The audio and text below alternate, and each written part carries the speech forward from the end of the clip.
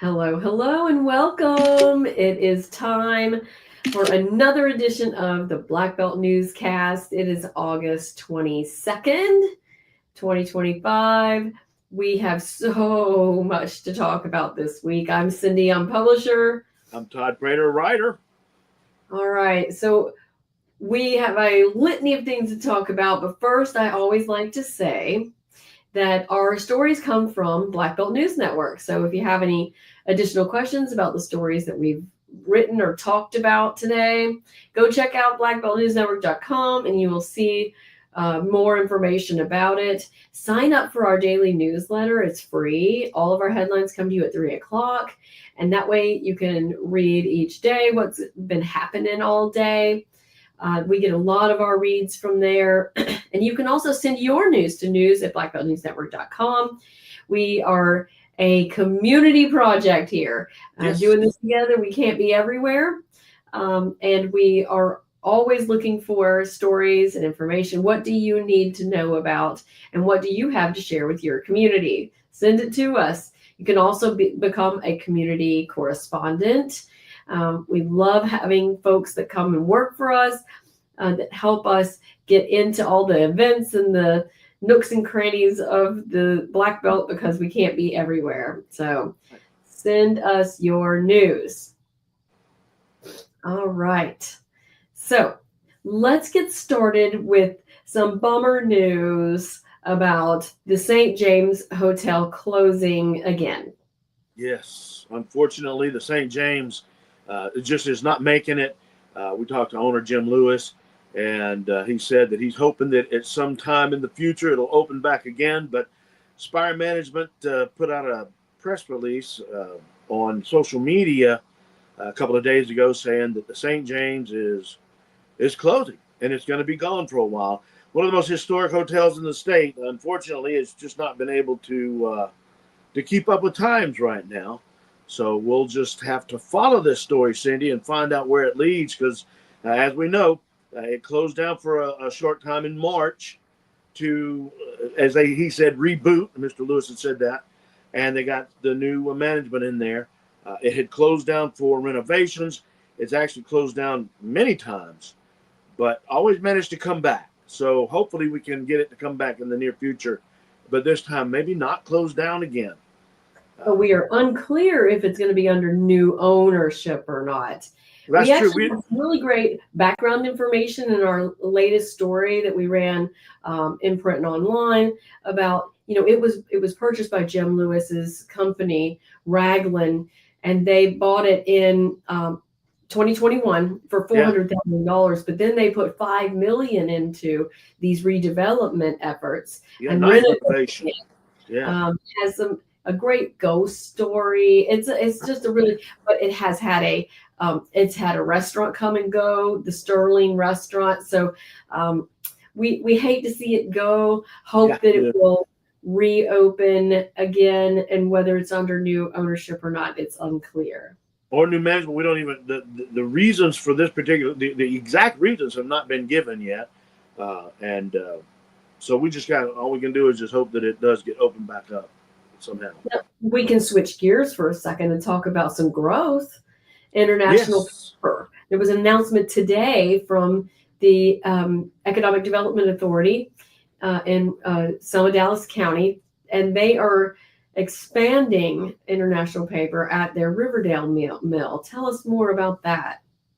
Well, the number 16 paper machine was preceded by the conversion of the mill's other paper machine, 15 paper machine in 2020, and now they're expanding once again to. They're basically what they're going to do is make corrugated pasteboard make boxes. That's where the market is. I spoke with Wayne Vardaman this morning, and he said that he's the head of the EDA. He said that the market is there's a big market for this corrugated box product. And so the Riverdale mill here, the International Paper Riverdale mill in Selma is shifting gears and moving into that market in order to ensure that it has a future. It's a $250 million conversion of the number 16 machine, and it'll be completed in the third quarter of 2026. Oh, okay. Well, and Wayne made a good point. He said, this ensures that the Riverdale mill here in Dallas County will be around for a while. A little quick look online earlier, and I understand I got to get some more details for it, and that'll come out soon. That there are some international paper companies, factories around Alabama. They're shutting down completely. This one is not going to because of this expansion. So that's a good thing for the economy of our area and here in the Black Belt and in Dallas County. Yes, because they have one in Yellow Bluff, Pine Hill area, right. that employs a lot of people in Wilcox County. Right. I believe there's 750 employees at the one at Riverdale. However, here in Selma, that fluctuates, give or take 10 or 15, however many, but right around 750. That's a lot of jobs that the Lord is going to be, preserved. Awesome. Thanks for sharing. All right. Marion Military Institute, moving over to Perry County, had a big groundbreaking on Friday for their new Math and Science Hall. It's $35 million. Am I right? I believe that's correct. And this is an exciting move for them as they grow on their campus there in Marion. Marion has struggled with Judson College closing in 2021, but this is a good sign. They recently also built a new dining hall that's open now. So you've seen quite a bit of construction going on in Marion at Marion Military Institute. They are part of the community college system, and it's a 2-year college, and cadets go there sometimes for programs where they are already signed up to go to an academy like Air Force or or the Army, West Point. So it's really exciting that they are expanding and that someone is investing in Marion Military Institute. That's right here in the heart of the Black Belt. Yeah, that's awesome. All right. So the elections are next week. I know most of us, and I'm on there, are really ready to be done with this election season. 2024 was brutal enough with being a national, and the fact that it was moved off of the federal elections, municipal elections, to have their own, and a year later just has dragged it out. So this Tuesday, y'all, just 3 days away, 4 days away, we are voting. All right, go to the polls for your municipal election. Camden's got an election. Uniontown has a lot of opponents. Selma has a ton, 40 out there competing. And I'll share with you, we've got our election hub is on the new website. This is our new website. It's only 2 weeks old, not even 2 weeks old. But the election hub is still on the site, and you'll see this. So mayoral candidates were asked by the Selma Truth Reconciliation to fill out and answer some questions. And we have run this in the Selma Sun print edition, and it is also live, as you can see, on blackbeltnewsnetwork.com, and you can click there and read all the answers. Now, 4 of the 7 candidates responded to these questions, and it is not the first time they've done this. They did this for the last election 5 years ago, and they also got the questions from focus groups. They had 2 months of asking focus groups to help figure out what questions they wanted to ask, and most of them are related to racial healing, equity, economic development, criminal legal system, and change, needing narrative change, and cultural transformation. So a lot of these, you're going to see vision and values. Education is brought up as well. We have all the answers. I think it's 2,200 words. Wow. And the participants are Johnny Moss III, James Perkins Jr., Jarmal, I don't know why I can't say that, Sanders, and Tamika Sykes. So check that out and read those answers. I think it was a really good selection of questions. I was really impressed. And they really gave their thoughts. tomorrow evening, while we're talking about elections, normally this will go in the Black Belt Roundup, but tomorrow evening in Uniontown is a municipal forum for all the municipal candidates, mayor candidates, and the council, which I unfortunately am not going to be in town to host like I did the first one, but it is coming tomorrow Yes. evening. If you're in I think Uniontown. Selma is has been over forumed. Oh I hear man, I have a yes, lot of yeah. friends on Facebook, Selma friends on Facebook, and everybody's like, I think I've had enough of the forums. So, yeah, if you don't know your candidates because you haven't been to these forums, most of them you can watch on Facebook uh, later. I know a lot of them have been, but go to our election hub and you can read all the past stories from those. Okay, so Selma Superintendent hosted a town hall, and I've got video of it, and I think I've got sound with it too. Hang on. No, I think I turned it off. Okay, so this is Dr. David Scott. He's the new superintendent for Selma City Schools, and he asked at this meeting for the community to weigh in on 3 choices for the School of Discovery. So that was one part, was this $17 million new school. It's the first new construction they've had in a decade. It's going to be finished in the next few months, I think. It's been under construction for over a year. It's looking pretty good right now. Yeah. Do we want it to be 5th and 6th grade? That's an art, music, dance. Do they want it to be a middle school, 6th through 8th grade, art, music, dance, or an elementary school, grades 4 through 6 for Payne, Clark, and Sophia P. Kingston? So that's a really interesting question. And then they also talked about the 5-year strategic plan. And that one I'm not going to delve into because it's pretty deep.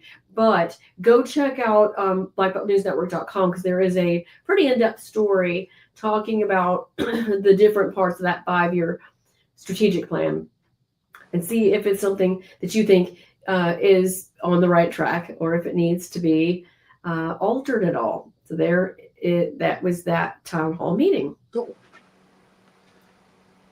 Okay, let's go over to Demopolis for a second. I went to the Demopolis City Council meeting, but I was a little late coming in from out of town, and so it got decided without me. But we're going to have a story on the Demopolis City Council meeting. They approved the budget for the year, so we'll get some more information on that and have a story up on that. So Demopolis, we were there. All right, but another part of news that came this week was that the Healthcare High School has named a medical tech pro, as I'll call it, or guru, to their board. And this is Stephen Boggin. He's a leader in medical technology and device. Longtime CEO of BioHorizons in Birmingham, which is medical device startup. But he's became its president in 2000, so that's 25 years ago, and it's had iterations since then, including being bought by another company. So he's part of that medical biotech world, and that's really exciting to have that person on here because he's a mover and a shaker in the state. So congrats for that get. Last week we had the story about the new CFO, so they are really gearing up and getting ready to have students on campus at this residential healthcare high school in Demopolis. Hey, tell us about Craig Field training paratroopers. Yes, well, we had spoken a few months ago. We talked about the British Army sending their paratroopers out here. Well, now, along with the Aim High, which we talked about a few months ago, the United States Air Force is now training paratroopers at Craig Field. And that's them right there. And Cindy is so secretive. These folks are special ops. And I was allowed to video them walking to the helicopter, but I was not allowed to video their faces because they work in secret. And they're out at Craig training on how to, jump out of it. And these are actually instructors that are being trained to go to other parts of the country and instruct. And if you look, you see that little bitty dot right in the middle of the screen. That's the helicopter. And if you watch for a second or two, you'll see a bunch of more little bitty dots. There they are. Those are the paratroopers. The first jump, they went 14,000 feet and jumped, but the winds of the loft were so high that it blew them off course just a bit. But they did exactly as they were trained to do, and they stayed together in a group and all landed in the golf course by Craig Field near the river. The second jump, they only went up to 8,000 feet, and that's this one here. And they came down and landed pretty much right in front of the crew that I was standing with there at the hangar, at the Aeropro hangar. An amazing thing to watch. I talked to V out at the airport. He runs the FBO, and he worked for Resicom, and he was talking about how Craig is becoming the hub, the center for this type of training. And there's a lot more to come. I'm going to tell you, it's fascinating to watch them do this. I could have watched it all day long. Yeah. But they also have a aircraft maintenance. We got to see some of that. We'll have more about this stuff in the future, and we'll be having a lot more in the near future. Matter of fact, I'll have a story coming up soon about the NRA coming out to have training sessions and competitions out at Craig Field on their shooting range. So lots of things happening there. Right. So we wanted to let everybody know how that's expanding and getting bigger and bigger as well. Wow. Oh, and here's a little quick aside too. Those paratroopers, they've been staying at the St. James. Yeah. So did Aim High all summer. So they've had some traffic. All right. Yeah. Now let's switch over to talk about a documentary that was about Selma that's been released. Oh, yeah. We have some video here from Valencia Benjamin, one of our community correspondents. That's Vernetta Perkins Walker, who is one of the people that was interviewed for this documentary. It's called Selma, Beacon of Hope, and it's a short film. And it says that it portrays the fierce spirit of Selma and how community can help lead and inspire the country, which is what it did at that time. So it's got a lot of local community leaders and dignitaries in there, including, like I said, Perkins Walker, and then Becky Nichols. She's included in there from the library. Oh, I love her. Neat. They gave a preview of this on the 14th, and it is now live. It became live on the 20th, so 2 days ago. You can see it now. Trying to remember where at theharwoodinstitute.org/Selma. So that's really fun. Cool. Right. Okay, it is fall sports time, and last week we reported about the Black Belt Media Day. Right. And so Ty got a lot of great video out of that, interviewing the coaches, the players. We went ahead and I'm going to go ahead and show this, which is the Selma team. Yeah. With their new coach for this year. We'll just do a little snippet. The group is all ready to work. They're putting a lot of work in, a lot of development. So we're just trying to get that brand of football that we want to play consistently through the season. Yeah, I mean, they give me everything I asked for. The city been very welcoming. The board is giving everything we asked for. Like I said, they gave it as a structure to be successful. We got some new coaches came in. We got some guys that was already in. It's a good situation. So you also interviewed the players, and one of them is injured, but he swears he's fine. He's going to have a great year. Well, hopefully he'll be playing tonight, rather. So games are starting. It is time. This weekend's the opening weekend for many teams. I'll be covering Demopolis because my daughter's a cheerleader, so I have no choice. Is she cheering tonight? Yeah. Oh, wow. First game, and it's in Mountain Brook. So we have some away games, we have some home games, and our team of community correspondents are going to be all out there. We're going to have Keith, Southside, Dallas County, Morgan, Wilcox Academy.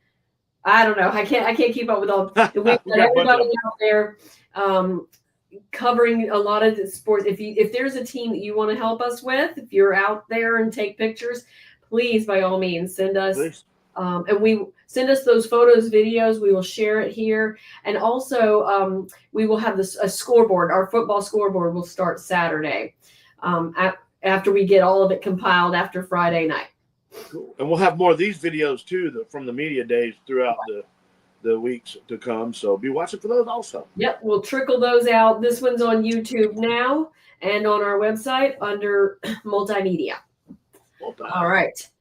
The VFW held a community help day for the Black Belt. Tell us about that.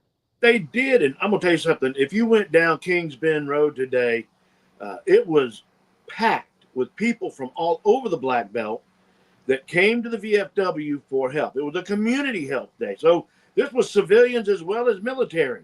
So some of these folks are veterans. Some of them are just common Joe, like you and I. They were getting help with financial help, health care help. The veterans were getting help with the VA, signing up for VA. There were so many different organizations helping that they went all the way into the back room and out to the front room as well. And this was, like I say, it was open to everybody. They do this a couple times a year. And there was even some of the folks at signing veterans up to be members of the VFW, and it was a huge day. There was, I don't know exactly how many people, but I would probably say at least 1,000 people just when I was there early. It started at 10 and went till 2, and it was packed. May have gone till 3 the whole time. Matter of fact, it was Kings Bend Road. You couldn't even park on Kings Bend Road, Holly. There were so many folks there, which is great because that's the point, to get the help out to the people who need it. And this is the way that the VFW is helping, Black Belt communities hook up with the different resources that they need to do what they need to do. Awesome. Glad you got a chance to be there. What a diverse group, too. Yeah. All right. Hey, Black Belt Roundup. Roundup. Well, it's funny because we have so many stories in the regular one. We don't have as many Roundup stories. Not today. No, yeah. So there are a lot of events. Don't forget to go to our calendar. Right. We have the new calendar. It's packed with stuff going on. A lot of events coming up. Do you have anything for the Roundup? Well, not really, except that Saturday I'm going to be DJing once again for the 25th, 26th year. The big Tannehill Volks Jam. It's a big Volkswagen show up at Tannehill State Park. That's just something we do every year, obviously, for 20-something years. And that's what I'll be doing Saturday. So if you're out and about and you want to go see a bunch of cool Volkswagens, all kind of different ones, we'll be up at Tannehill State Park. So that's really all I got. Oh, but you know what? The video interview with Dr. Griffin. Yeah. Yes. I wanted to tell everybody about this. I got an opportunity to sit down with Dr. Denitha Griffin, who is the new head of Wallace Community College. And I'm going to tell you, new president, she is such a breath of fresh air. She's a local person, went to Dallas County High School, went to Wallace Community College, and has a wonderful vision as to what to happen in the future. I even say it in the interview. She has such an infectious glow of positivity and a wonderful personality that I believe she's going to do wonderful things for the college and for the community, for the Black Belt, including the campus over in Marengo County. We talk about that and Healthcare High School and things that are coming up. So that'll be up on the website soon. So be watching for that interview. Oh, that looks so great. She looks really nice. She's just the most wonderful person. Yeah, she's awesome. Awesome lady. So we have some news to share. Big news. As you guys know, we're the Selma Sun and the Black Belt News Network. And when I started the Black Belt News Network in March 23, or at least we went live in 2023, the idea was, I didn't know if we'd be 2 entities or 1. And well, the Black Belt News Network's success has been so great that it was pretty obvious that we needed to merge our efforts. And so Selma Sun is merging with the Black Belt News Network as of September 1st, which is so exciting. And we're going to put all of our effort into growing our online presence, which has got us about 1.2 million page views so far. Wow, yeah. A year, yeah. That's amazing. But in the meantime, we will And in this process, we will stop printing our print paper. So August 28th next week will be our last edition after 10 years. 10 years, yeah. Yeah, 10 years. But what we've discovered is that it's more efficient and more effective to reach everybody online. And not only online, but on your phone.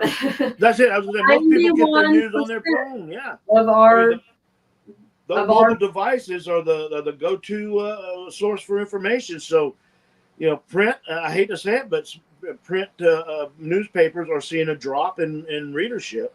And I've been writing as a part-timer and for the Selma Sun since its inception. Yes. And I hate to see it go, but to evolve and to move on into the future and to move to the next step, it's the same entity, just a new vision and a new form. Right. So we merged, as you know, selmasun.com into blackbeltnewsnetwork.com about 3 weeks ago. Yeah. So this is all part of our evolution, and we're excited to be launching into. We are also becoming a nonprofit in the next couple of months. As we're a part nonprofit now, which I haven't even sent that message across yet to make sure to donate. Because one of the tricks of going nonprofit here is that we are we take tax deductible donations, but we are trying to do this as a paywall, no paywall, free news, so that anybody with any and under any income can afford to know what's going on in your community. We want everyone to have access to it. In order to do that, we need donations. So it would be please. Great. Yeah. I mean, when you go to blackbeltnewsnetwork.com, there is a red button at the top that says donate now. So, donate now. Please, right now. Well, and also sign up for our daily newsletter. So instead of giving news to a handful of people in print newspapers that cost a fortune, we're going to be doing it in a daily newsletter at 3:00. The one I've been doing for years has been growing.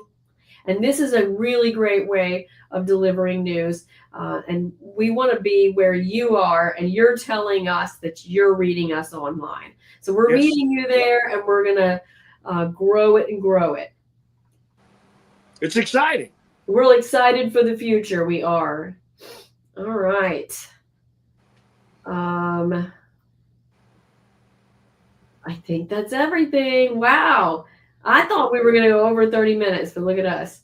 Don't forget to go to our new calendar. This is also another avenue for getting resources. It's really important to me that everybody has access to the information they need.